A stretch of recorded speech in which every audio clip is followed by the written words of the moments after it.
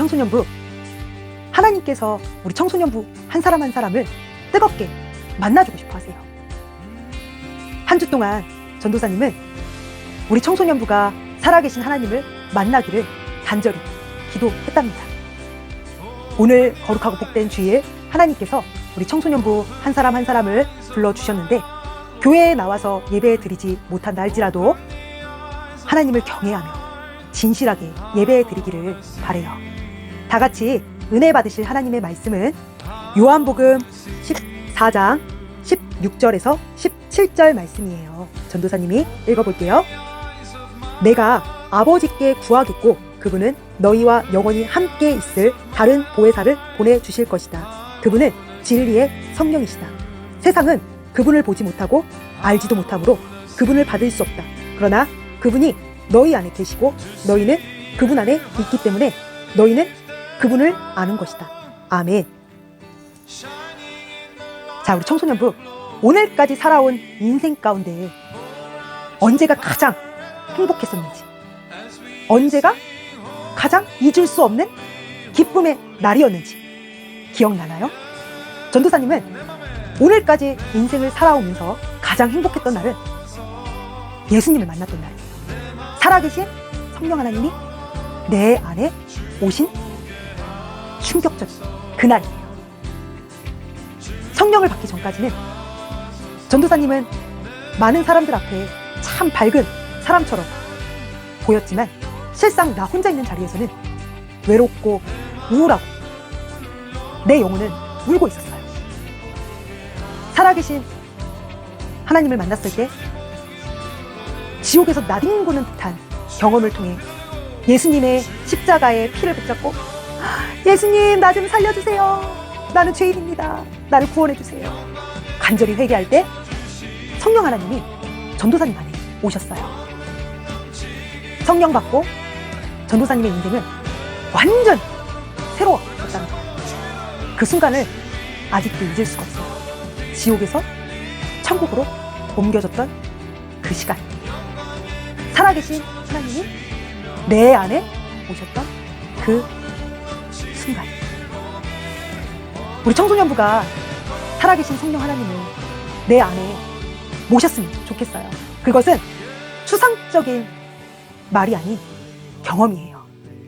성령님이 내 안에 오신 그 경험은 부인할 수가 없어요.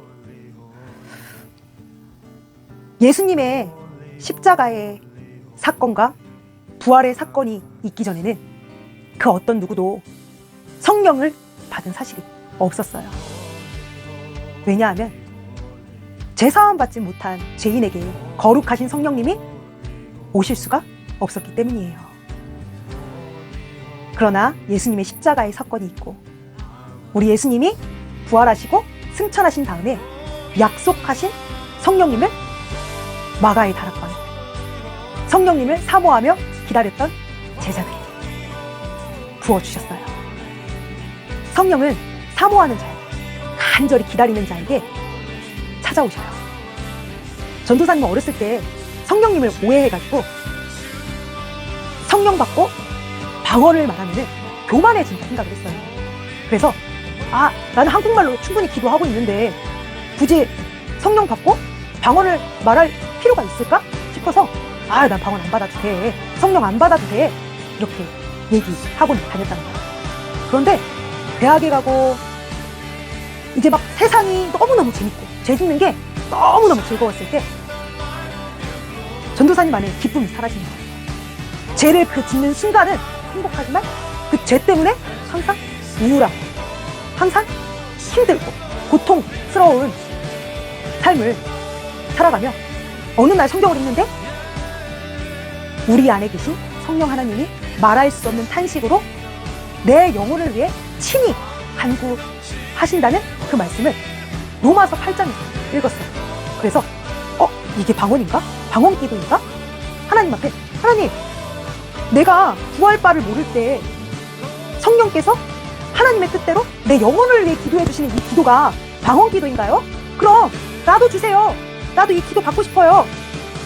이렇게 기도했을 때 사실 호기심은 있었지만 간절히 사모하는 마음은 없으니까 하나님 안 주시더라고요. 그러고 1년이 지났어요. 그런데 내 안에 매일같이 반복되는 또 죄, 이 죄가 쌓이니까 우울증도 심해지고 살아가는데 소망이 없는 거예요. 죽을 것만 같았어요. 그때 시골 교회 전도사님에게 연락이 와서 우연히 따라갔던 청소년부 수련회에서 살아계신 하나님을 충격적으로 만났답니다.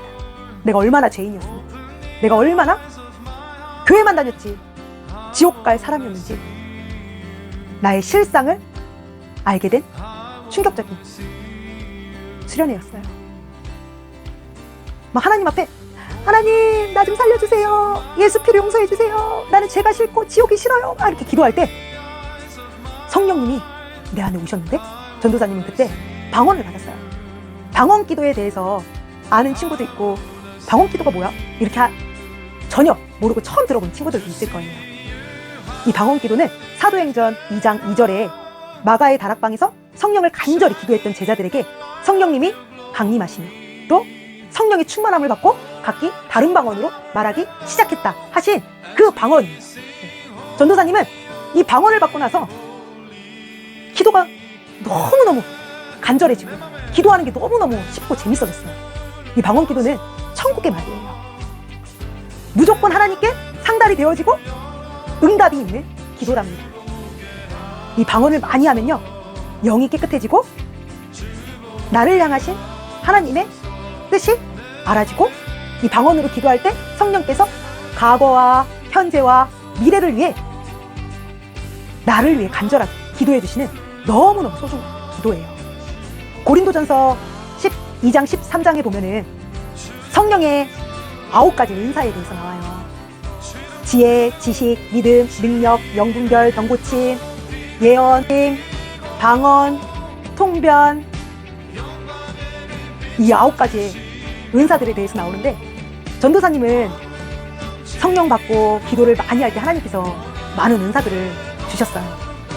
하지만 이 중에 딱 한 가지만 선택하라고 한다면은 방언 기도를 선택할 것 같아요. 그만큼 내 영혼을 위해서 성령 하나님이 기도해 주시는 이 기도가 너무 소중하고 이 방언 기도는 반드시 응답이 있기 때문이에요.